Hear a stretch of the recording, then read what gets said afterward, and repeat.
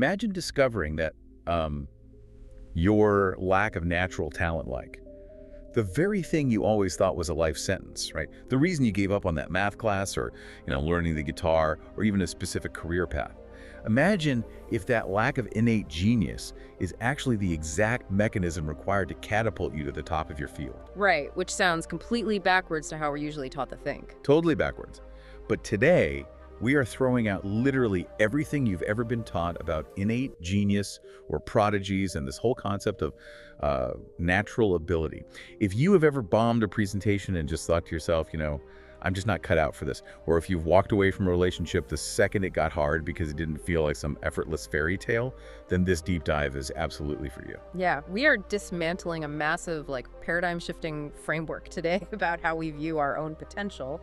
Exactly. So, what is the topic, what are our sources, and what is the mission today? Well, we are unlocking personal and professional potential by rewiring how we think about our own abilities. And we're drawing from a really comprehensive breakdown, an in-depth audiobook summary of Carol Dweck's groundbreaking book, Mindset, The New Psychology of Success. It's such a foundational piece of research. I mean, it fundamentally changes the lens through which you view every single challenge you face. Right. And our mission for this deep dive is to explore the dramatic and, frankly, kind of terrifying differences between a fixed mindset and a growth mindset. We're going to see how these frameworks dictate success in sports, in business, in love, and crucially, how you can actively change your own mindset. Because that's the real takeaway here. The core premise is this intense, often invisible war between the fixed and growth mindsets. We're going to, pull apart decades of behavioral research to understand why some people just thrive under enormous pressure, while these brilliant, incredibly gifted individuals just completely self-destruct when they hit a wall. Okay, let's unpack this right away. I want you to think of your brain not as a rigid container, right? Not like a ceramic bowl that was either handed to you completely full at birth or tragically half empty. Which is how most people treat it, honestly. Right. But instead, think of it as a muscle. If you walk into a gym and you truly biologically believe that your muscles are incapable of growing that your current strength is your permanent strength, you are never going to walk over and try to lift the heavy weights. No, why would you? You'd just embarrass yourself in front of everybody for no reason. Exactly. But if you understand the biological reality that lifting heavy weights, tearing the muscle fibers, and actually struggling is the exact chemical mechanism that causes growth, then you don't run from the heavy lifting. You actively seek it out.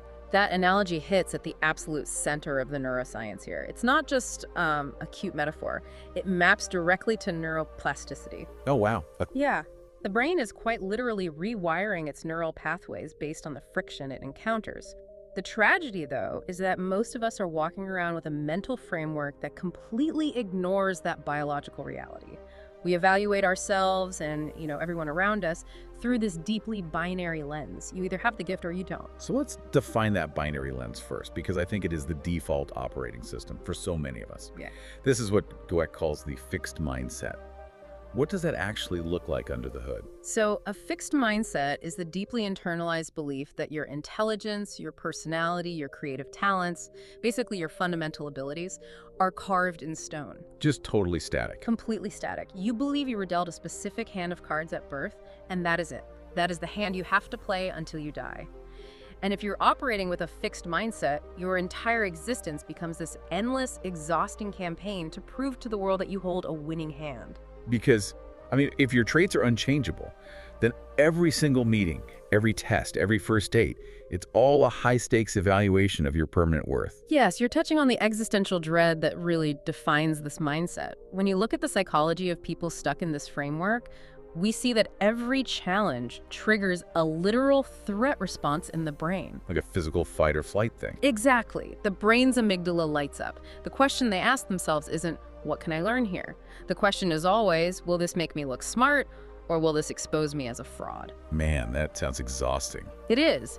And when you live in that binary smart or dumb, winner or loser, failure stops being an event. It becomes your identity. Oh, wow. Wait, I want to linger on that for a second because that is a devastating distinction. So if I fail at baking a cake and I have a growth mindset, my cake was a failure. But if I have a fixed mindset, I am a failure. Like the cake is just evidence of my permanent inadequacy. That's exactly it. And if failure is a permanent indictment of your character, your brain's natural self-preservation instinct just kicks into overdrive. You will do whatever it takes to avoid that feeling. Right, because you want to protect your ego. Exactly. So you will intentionally shy away from challenges. You'll stay comfortably inside the boundaries of what you already know you can do effortlessly, because stepping outside of that safe zone risks exposing the terrible secret that you aren't as smart or as naturally talented as you desperately want people to believe. Which naturally brings us to the growth mindset, which is the complete inverse of this. It's the belief that whatever hand of cards you were dealt at birth is literally just the starting line. Just a baseline, yeah. Right. It's the conviction that your true potential is entirely unknown and that it can only be unlocked through dedication, relentless effort, and this massive appetite for learning. The shift in interpretation there is radical. In a growth mindset, challenges are not existential threats to your ego. They are the actual data points you need to improve. So failure isn't lethal. No, when failure occurs, it doesn't trigger that paralyzing identity crisis. It's just feedback. It's just a metric telling you, okay, this current strategy didn't work.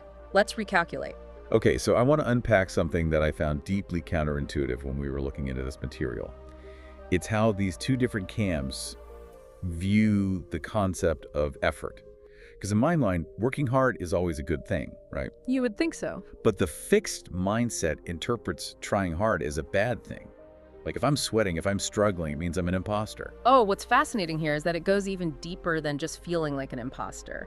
For the fixed mindset, effort is literally the mathematical proof of your inadequacy. Wait, really? Proof? Yeah, the internal logic is incredibly rigid. It goes like this.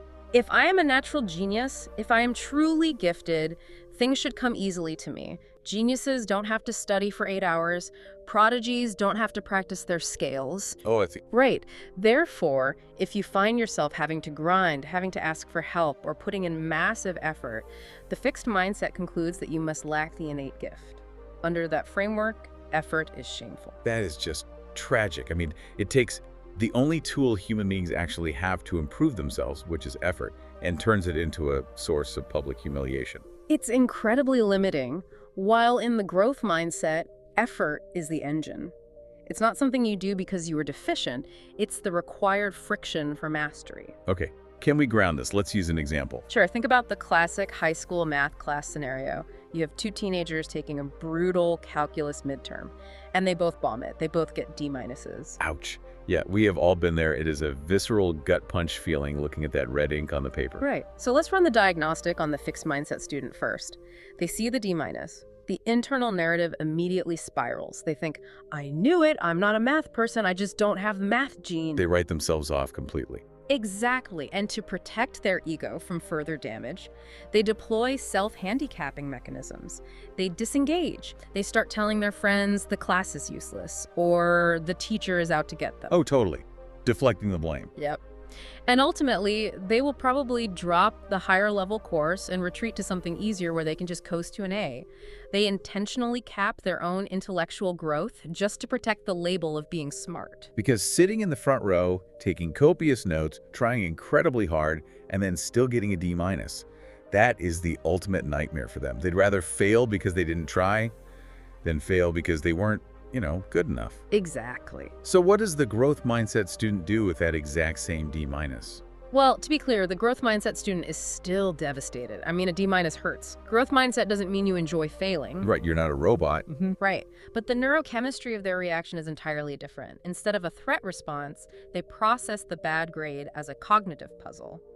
The internal monologue is, okay, reading the textbook twice clearly didn't work. Rote memorization failed me. I need to go to office hours. I need to find a new study framework. So they pivot. They pivot. They view the grade not as a tattoo on their forehead predicting their ultimate potential, but simply as a snapshot of their current level of understanding on that specific Tuesday. So they dive deeper into the friction.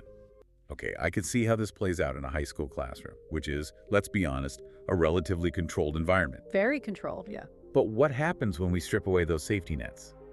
Let's take this out of the school system and drop it into an arena where failure is scrutinized by millions of people in real time. How does a fixed mindset hold up in professional sports? Oh, it completely implodes. Professional athletics is a fascinating laboratory for this because we assume it's entirely about physical genetics, right? Right, who is the tallest, fastest, strongest? Exactly. But at the elite level, everybody is a genetic anomaly. So the deciding factor is almost always psychological resilience. It's how an athlete processes a loss, how they handle grueling, monotonous practice, and how they navigate the crushing weight of public expectation. Because, I mean, you can't just drop the class in the NBA. If you miss the game-winning shot, the buzzer sounds, the crowd groans, and the sports anchors on ESPN are just tearing you apart on national television for a week. And athletes who arrive in those professional arenas with a fixed mindset are usually the ones who were labeled prodigies at age 10. They were always the fastest or the strongest or the most naturally gifted kid in their zip code. Right. The star. The star. And they were heavily praised for that natural talent, so they built their entire identity around being the natural. But what happens when they finally reach a level, say, the major leagues, where everyone else is also a natural? They hit a ceiling they've never encountered before. Exactly. When a fixed mindset athlete hits that wall, they just don't know how to cope. Because trying their absolute hardest and still losing, that would destroy their foundational identity. So they start manufacturing excuses. They blame the equipment, they blame the coaching staff, or they magically develop these sudden, mysterious injuries. Which brings us to John McEnroe. I mean, he is widely considered one of the most naturally talented tennis players to ever pick up a racket. Brilliant, undeniable talent. But his career is endlessly overshadowed by his infamous on-court meltdowns. Yeah, and when you look at McEnroe through the lens of mindset psychology, those tantrums take on a completely different meaning. Really? Like how? Well, they weren't just the product of a fiery personality. They were a sophisticated defense mechanism. When McEnroe was losing a match, rather than looking inward and saying, "My opponent is reading my serve, I need to adjust my strategy," he projected the blame outward to protect his ego. Oh, you cannot be serious. The famous line. He yelled at the umpires. He blamed the linesmen. He blamed the crowd noise, the weather, the texture of the grass on the court. It's an ingenious, albeit destructive, psychological trick. If he loses because the umpire is blind or because the crowd is too loud, then his identity as a flawless tennis god remains intact. Wow. Right. The loss isn't a reflection of his ability, but the tragedy of that defense mechanism is that it completely short-circuited his ability to actually learn from his defeats. Meanwhile, on the other end of the spectrum, you have Michael Jordan. Now, okay, I have to stop you here, because I'm going to play devil's advocate for a second. Go for it. Here's where it gets really interesting to me. We tend to mythologize natural talent in sports, calling athletes freaks of nature. We hold up Michael Jordan as this icon of relentless effort. But isn't natural talent a biological reality? I mean, Jordan was 6'6" with a 48-inch vertical leap. I could have the greatest growth mindset in the universe, I could live in the gym, and I am still not dunking from the free throw line. So are we just pretending genetics don't exist to make ourselves feel better? Yeah. I am so glad you brought that up, because that is the single biggest misconception about the growth mindset. Okay, good. It is not delusion. It's not the belief that anyone can become anything if they just try hard enough. Dweck's research does not deny the existence of genetic predispositions or innate physical advantages. Okay, so what does it say? What the growth mindset says is that a person's true potential is unknown. It says that it is impossible to foresee what can be accomplished with years of passion, toil, and training. Ah, okay. So it's not that genetics don't matter. It's that genetics are just the raw materials. And without the factory of effort, they basically mean nothing. Precisely. And if you look at Michael Jordan, our culture loves to mythologize him as this superhuman who descended from the heavens fully formed. But Dweck's research implies that anointing someone a natural genius might actually be setting them up to choke under pressure, and Jordan's own narrative completely rejects that mythology. Right, he always talked about his failures. There's the famous story of him being cut from his high school varsity basketball team. Right. And if a teenage Michael Jordan had a fixed mindset, getting cut from the varsity team would have been the definitive proof that he wasn't a basketball person. He would have quit to protect his pride. He would have played baseball earlier. Probably. Instead, he used it as the ultimate diagnostic tool. It was excruciating feedback that told him his current level of skill was insufficient.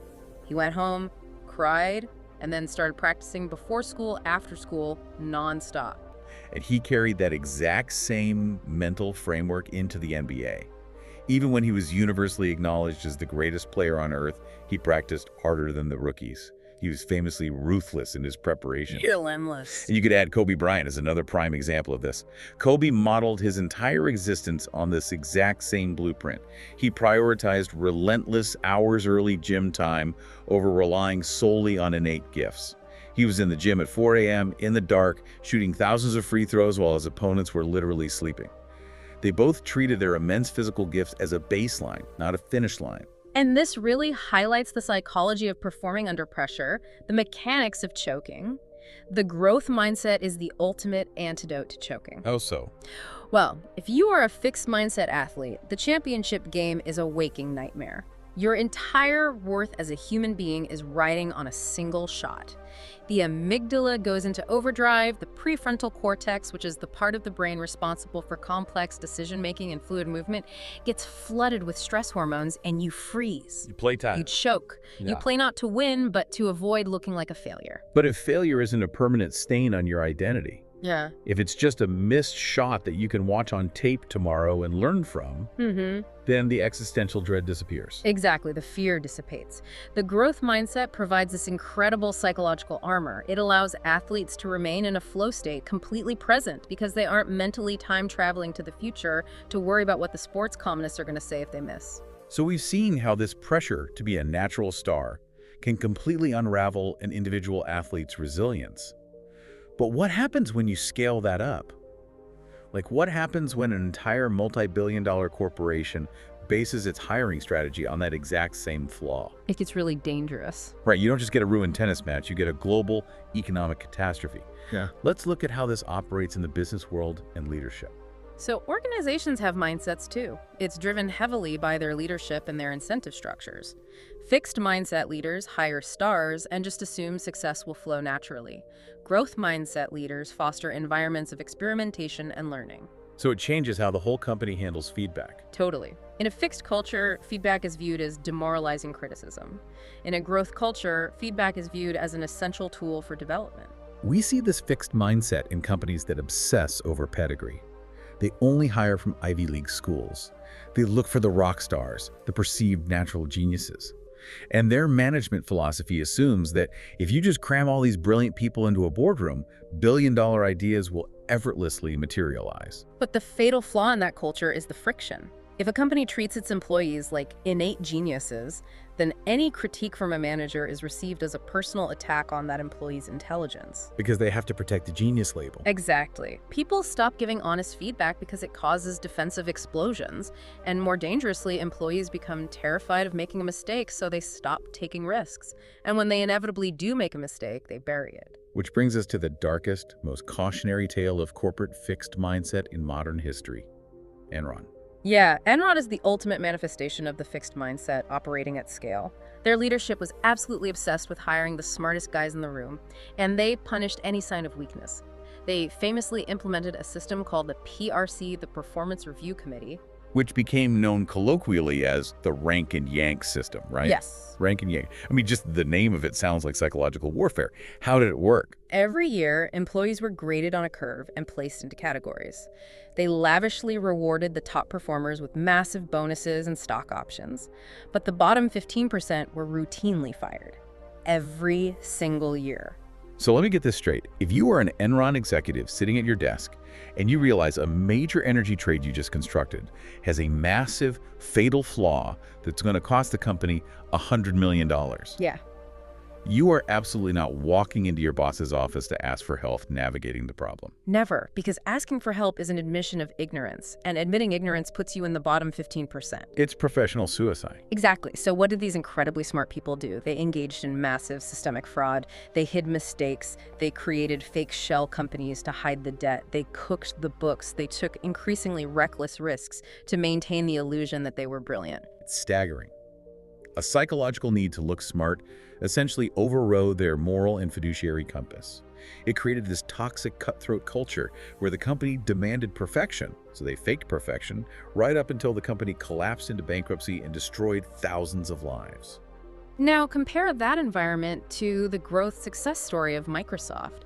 When Satya Nadella took over as CEO in 2014, he inherited a company that was notorious for its fixed mindset culture. Internal divisions were ruthlessly competing against each other. People were terrified of pitching ideas that weren't guaranteed to succeed. Innovation had completely stalled. Completely. And Nadella came in and explicitly targeted the psychology of the company. He shifted the company from a fixed culture to one focused on continuous learning. He said Microsoft needed to shift from a know-it-all culture to a learn-it-all culture. I'm obsessed with that phrasing. A learn-it-all culture just shifts the pressure so beautifully. It's brilliant because it instantly removes the ego threat. You don't have to walk into a meeting and prove you have all the answers anymore. You just have to prove you are curious. He sparked immense innovation by championing a culture where taking risks was expected.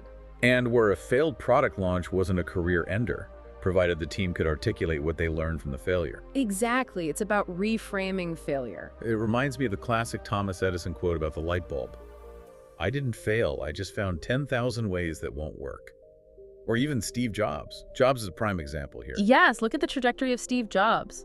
Being ousted from Apple in 1985, a company he literally built in his garage, was a humiliating, devastating public defeat. A classic fixed mindset response would have been to retreat into bitterness, blame the board of directors, and retire as a misunderstood genius. But he used that firing as fuel for his next ventures. He used that exile as a crucible. He went off, founded NXT, bought Pixar, and actually learned how to be a more effective, nuanced executive. So when he returned to Apple, he wasn't just a visionary kid anymore. He was a leader capable of executing the greatest corporate turnaround in history. He turned massive setbacks into feedback. So what does this all mean for collaboration? Like, if you're listening to this on your commute, think about your own office. It sounds like if everyone is desperately trying to prove they are the smartest person in the room, like at Enron, teamwork is actually impossible because your coworker's success secretly makes you look worse by comparison. That is exactly the point. If we connect this to the bigger picture, true innovation requires psychological safety. When mistakes are punished, innovation dies. Because in a fixed mindset, success is a zero-sum game. I might actually try to subtly undermine my coworker's idea just to protect my own status. Yes, but in a growth culture, teamwork is viewed as a rising tide rather than a zero-sum game. When your colleague succeeds, it's not a threat to your ego, it's a new resource for the whole team. And that's when companies thrive. Okay, it's really easy to see how we apply these performance metrics to our careers or sports. But we often forget that we apply these exact same mindsets to our most intimate emotional spheres. I want to shift gears and look at how this dictates our personal lives. Mindsets in love, friendship, and parenting. This is often where people have the biggest aha moment because, we don't check our cognitive biases at the front door when we come home from work. How you conceptualize failure deeply influences your romantic relationships. So what does a fixed mindset in a romantic relationship look like? It's basically the belief in destiny. It's the Hollywood rom-com lie. A fixed mindset believes that if you just find the right person, your soulmate, the relationship should be magical and completely effortless forever. The danger of that destiny narrative becomes pretty apparent the moment you encounter inevitable friction, right? Exactly. Let's say a couple moves in together and they have their first massive blowout argument. If you hold a fixed mindset, that conflict is a sign of doom. The internal alarm bells go off. If we are arguing like this, it means we aren't meant to be. We aren't compatible. A fixed mindset in love is like expecting a house to build itself just because you found the perfect plot of land. And then, 6 months later, the roof springs a leak during a rainstorm. If you have a fixed mindset, you don't grab a bucket or a ladder, you just abandon the property. You say, well, I guess this wasn't my dream house after all, and you go look for a new empty lot. That analogy perfectly captures it. People with this view withdraw at the first sign of a major argument. They feel completely defeated. But a growth mindset expects relationships to require effort. Conflict isn't a red flag signaling the end of the destiny. Conflict is an opportunity to deepen the bond. So a growth mindset means you actually pick up a hammer and learn how to patch the roof together. You ask, how can we understand each other better? Yes, the growth mindset replaces defensiveness with curiosity in relationships, which is really the cornerstone of long-term trust. And what happens when a relationship actually ends? How does it affect handling rejection? Well, in a fixed mindset, a breakup is viewed as, I'm unworthy, I am fundamentally unlovable. Because remember, traits are permanent.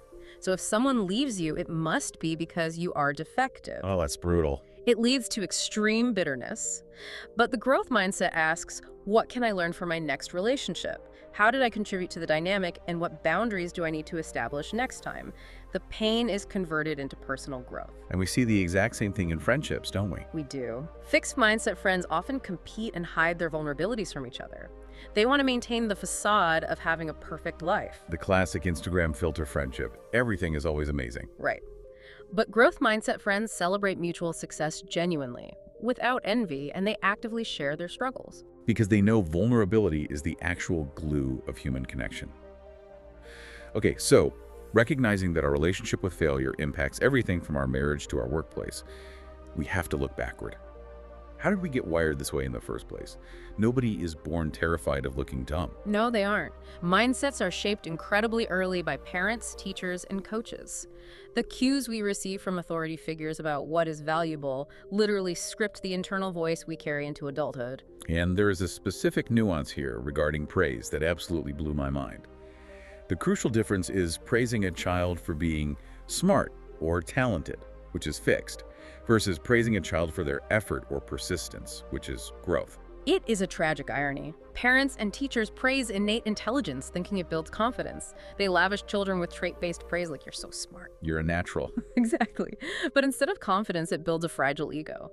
The child becomes terrified of losing the smart label and subsequently avoids taking risks.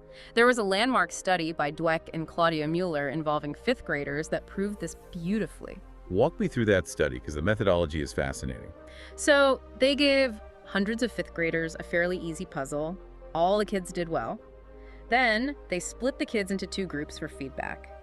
Group A was praised for their intelligence. Wow, you got a really high score. You must be really smart at this. Group B was praised for their effort. Wow, you got a high score. You must have worked really hard at this. Just a tiny semantic difference. Yeah. One is told they are smart, the other is told they worked hard. But with massive behavioral consequences. Next, they gave the kids a choice. An easy puzzle where they would definitely succeed, or a challenging puzzle where they might make mistakes but would learn something new. Okay, let me guess. The kids praised for being smart didn't want the hard puzzle. The vast majority of the smart group chose the easy puzzle because the adults just told them their value was tied to being smart. Trying a hard puzzle and failing would strip them of that label. They traded learning for the safety of looking flawless. Exactly. Meanwhile, the overwhelming majority of the kids praised for effort chose the hard puzzle. They weren't afraid of failing because their praise wasn't tied to the outcome, it was tied to the friction. That is wild. It gets wilder. The researchers then gave all the kids a very difficult puzzle that was above their grade level. Everyone struggled and failed. The smart kids crumbled, they got frustrated and gave up early. The effort kids stayed engaged and tried different strategies. And then what happened when they went back to the easy puzzles? The effort kids showed significant improvement in their scores, but the smart kids, their scores actually dropped below their initial baseline. The stress of having their identity threatened compromised their cognitive ability. Oh, God. And at the end, they asked the kids to write anonymously about their scores to students at another school. Over 40% of the kids praised for intelligence lied and inflated their scores. Wait, really? They lied? Yes. The shame of being not smart was so overwhelming they resorted to deception. By trying to make them feel special, we actually make them deeply insecure. This raises an important question then. How do we restructure our institutions? Because it sounds like traditional classrooms are just focused on who is smartest. Yes, in a traditional classroom, kids hide their ignorance. But we need classrooms focused on who is learning, where intellectual risk-taking is rewarded. A growth-minded teacher might highlight a student's incorrect answer and say, "This is a fantastic mistake, let's see what it teaches us." The ultimate master of this was UCLA basketball coach John Wooden. He didn't just praise natural talent or winning. No, Wooden is the gold standard here. He focused intensely on preparing the whole athlete. He emphasized personal growth, character, and learning from mistakes. Famously, the very first practice of the season didn't even involve a basketball. He would spend 20 minutes teaching these elite athletes exactly how to put on their socks and lace their shoes. Teaching 18-year-old giants how to put on socks. It sounds insane. But it was because a wrinkle in the sock causes a blister. A blister changes your mechanics, altered mechanics lead to a sprained ankle, and a sprained ankle loses the championship. He was meticulously teaching them that greatness is the compound interest of tiny, perfectly executed efforts. He decoupled their identity from the scoreboard. If they played their absolute hearts out and lost to a better team, he was thrilled. Okay, so if we recognize that well-meaning parents or teachers inadvertently gave us a fixed mindset decades ago, the ultimate question is, are we stuck with it? Absolutely not. Mindsets are not set in stone. You absolutely can change them. The brain is plastic until the day you die. And we all possess a mix of both, Right. Like you might have a growth mindset about your tennis hobby, but a fixed mindset about your career. Exactly. So the journey of change involves some actionable steps to rewire your brain. Step 1 is to identify the areas where your fixed mindset lives. Pinpoint the exact arenas where you feel the most defensive. Step 2 is isolating that internal dialogue, right? Listening to your inner voice. Yes, notice when the voice says, "You're just not good at this," or "If you try and fail, everyone will know you're a fraud." You have to catch it in the act. And step 3 is talking back to it with a growth voice. I can learn from this. You have to inject the word yet into your vocabulary. I don't have the skills for this yet. Yet is so powerful. Step 4 takes it to the external world. Actively seek out challenges rather than hiding in your comfort zone. You have to prove to your brain that stepping into the unknown is actually safe. And step 5, welcome feedback as information, not an attack. Right, detach your ego from the work. Ask yourself, how can I use this uncomfortable information to improve? I want to clarify for the listener, this isn't just blind toxic positivity. It's not about standing in front of a mirror and telling yourself you're already great. It's about changing your relationship with the process of getting there. It's about celebrating the effort, regardless of the immediate outcome. That is a critical distinction. Toxic positivity is denial. This is a lifelong journey of embracing the struggle. And there will be relapses. What happens when we relapse? During high-stress moments, the fixed mindset will creep back in. The key is to view even the failure to maintain a growth mindset as a learning opportunity.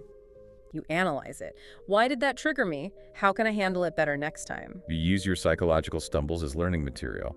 That's brilliant. All right, as we bring all these threads together, let's recap the fundamental shift here. Whether you are leading a team, playing a sport, raising a child, or trying to be a better partner, viewing your abilities as malleable rather than fixed changes failure from a final verdict into a stepping stone. It really does. It lifts the invisible weight of having to be perfect. And for you, the listener, I want to remind you that the power to change is entirely in your hands right now. Success is not a lottery of natural gifts. It is the direct result of the effort you choose to put in tomorrow. The biology is waiting for your instructions. Exactly. But before we sign off, I want to leave you with a final provocative thought. Think about this. We've talked about how this operates in individuals and companies, but what if we applied the growth mindset to humanity as a whole? That's a huge scale to consider. It is. When we face massive global crises like climate change or economic downturns, a fixed societal mindset tells us that we are fundamentally flawed and doomed. It generates global paralysis. But a collective growth mindset would view even those global failures as painful but completely necessary feedback. It would allow us to iterate our way toward a more resilient species. Exactly. The way you wire your own brain today might just be a microcosm of how we save the world tomorrow. Keep pushing, lean into the friction, and tune in next time for another deep dive into the sources that matter.